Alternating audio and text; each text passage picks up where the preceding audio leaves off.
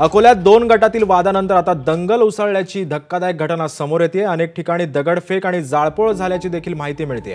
अकोल्यातल्या हरिहरपेठ भागात तणावाची स्थिती सध्या निर्माण झाली आहे।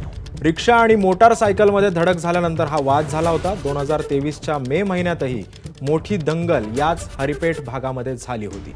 यामुळे दृश्य पाहतोय की कशा पद्धतीने सगळ्या गोष्टींची नासधूस करण्यात आलेली आहे।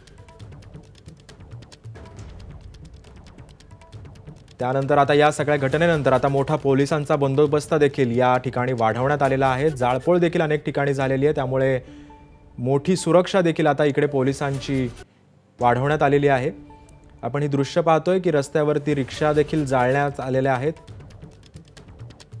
अकोल्यातल्या या सगळ्या भागातली ही सगळी घटना आहे।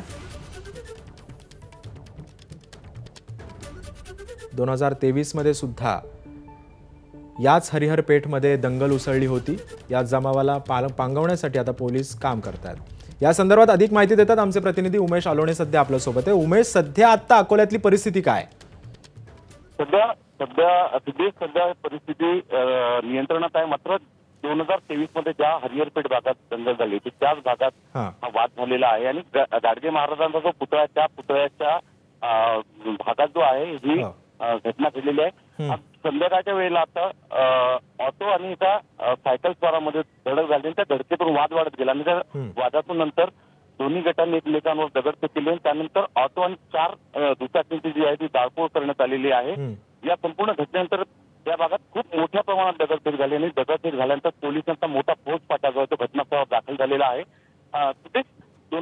मे 2023 मध्ये या भागात मोठी दंगल झाली होती। यामध्ये एका व्यक्तीचा मृत्यू झाला होता। त्यानंतर अनेकदा या भागात दोन गटांमध्ये हा वाद धुमसतच होता आणि आज त्या क्षुल्लकच्या घटनेवरून या दोन्ही गटातला वाद आणखी वाढलेला आहे। पोलिसांचा मोठा फौजफाटा जो आहे तो घटनास्थळावर दाखल झालेला आहे आणि संपूर्ण परिस्थिती सध्या नियंत्रणात आणली असली तरी त्या भागात तणावपूर्ण शांतता आहे असं म्हणता येईल। नक्कीच नक्कीच उमेश, धन्यवाद तुम्ही दिलेल्या अधिक माहितीबद्दल।